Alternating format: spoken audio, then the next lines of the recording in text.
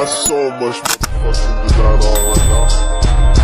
Every time, bring it back, make it come, but that dirty old glass, I'm a dog, bitches on my line, any minute.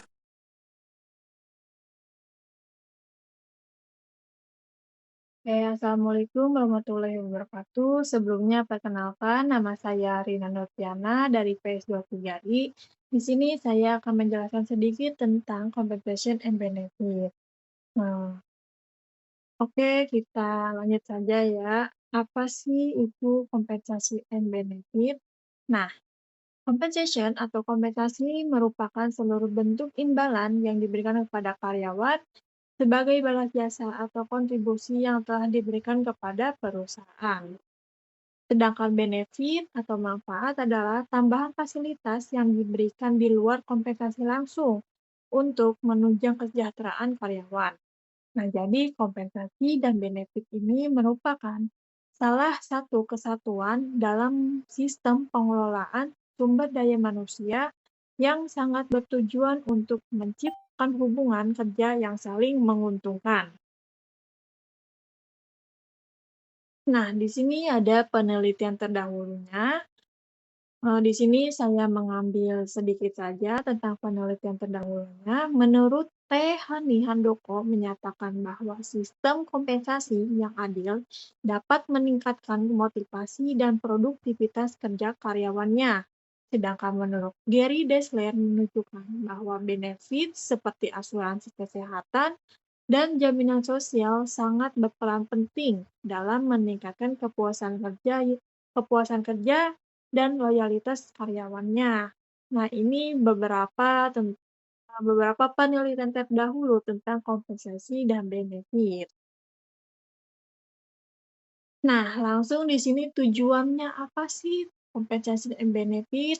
Nah, tujuannya ini untuk menarik tenaga kerja yang sangat kompeten, lalu mempertahankan karyawannya untuk meningkatkan motivasi kerja, menciptakan kepuasan kerja, dan menjamin kesejahteraan karyawan. Nah, itu beberapa tujuan kompensasi dan benefit. Nah, langsung ke kategori dan komponen kompensasi. Nah, di sini teman-teman ada kompensasi finansial langsung dan kompensasi finansial tidak langsung.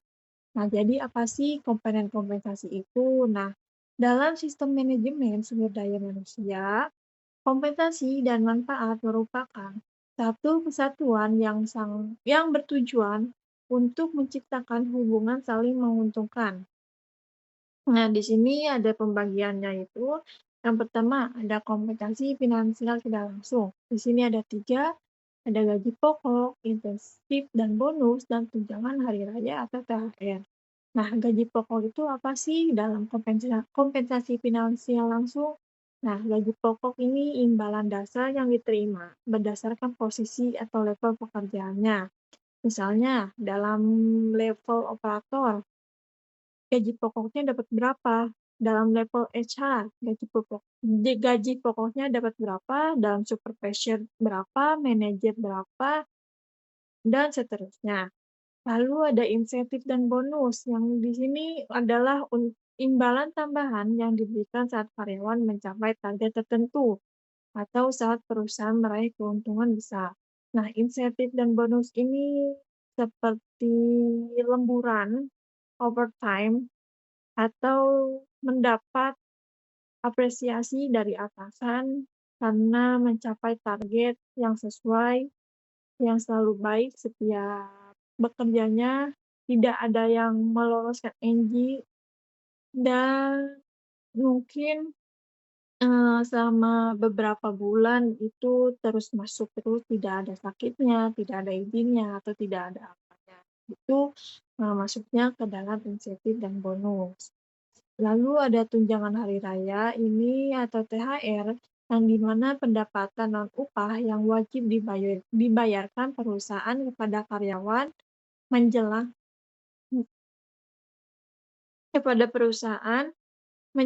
hari raya keagamaan. Nah, contohnya seperti tunjangan hari raya Idul Fitri yang sebulan yang lalu yang telah kita laksanakan, itu. Terus ada kompensasi finansial tidak langsung atau benefit. Nah, ini ada 2, ada fasilitas kesejahteraan dan ada cuti berbayar. Nah, apa saja sih penjelasan yang lebih lanjut dalam kompensasi finansial tidak langsung ini atau benefit ini? Nah, di sini fasilitas kesejahteraan ini yang di mana untuk tambahan di luar kompensasi langsung untuk menunjang kesejahteraan. Contohnya seperti asuransi kesehatan, ada BPJS Kesehatan, BPJS Ketenagakerjaan, ada jaminan sosial, ada asuransi, dan ada yang lainnya. Terus ada cuti berbayar, yang di mana hak karyawan untuk mendapatkan upah meskipun sedang mengambil cuti tahunan, cuti sakit, atau cuti melahirkan. Nah, itu beberapa komponen kompensasi yang kita dapatkan ketika selama kita bekerja di perusahaan tersebut. Nah, di sini ada faktor apa saja sih yang mempengaruhi, kompensasi dan benefit itu dalam sebuah perusahaan? Nah, di sini ada 3, ada produktivitas dan kinerja, sistem yang adil dan meningkatkan motivasi dan produktivitas kerja karyawan, regulasi pemerintah yang di mana kepatuhan terhadap aturan upah minimum dan ketentuan jaminan sosial yang berlaku. Terus ada keadilan internal dan eksternal, yang di mana memastikan gaji yang diberikan kompetitif dibandingkan perusahaan sejenis, namun tetap adil di dalam internal perusahaan. Nah, ini ada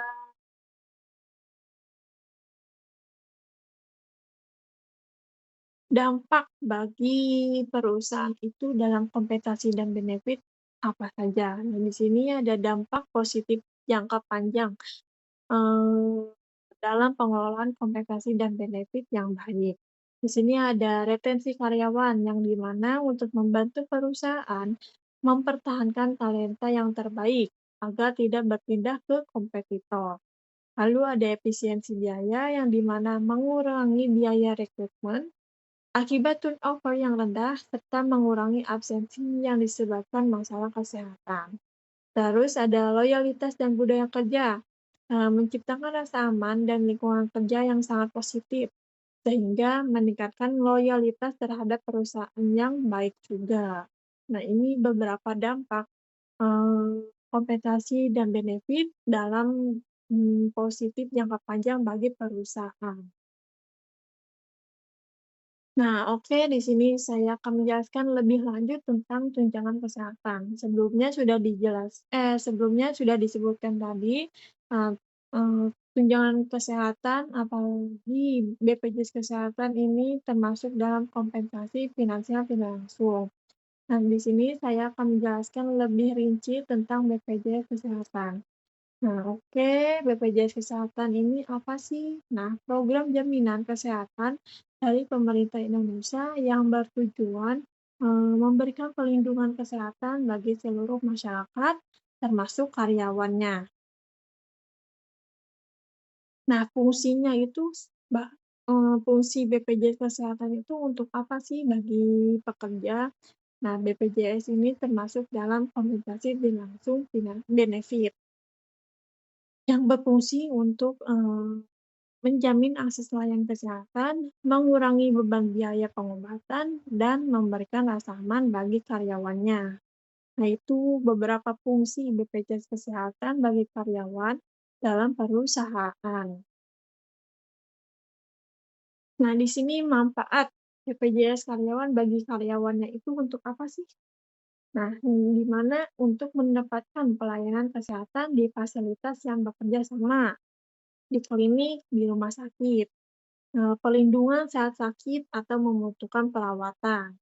Misalnya di sini perlindungan ketika kita sakit, kita dibawa ke klinik, terus mendapatkan atau membutuhkan perawatan yang lebih dalam, itu ke rumah sakit.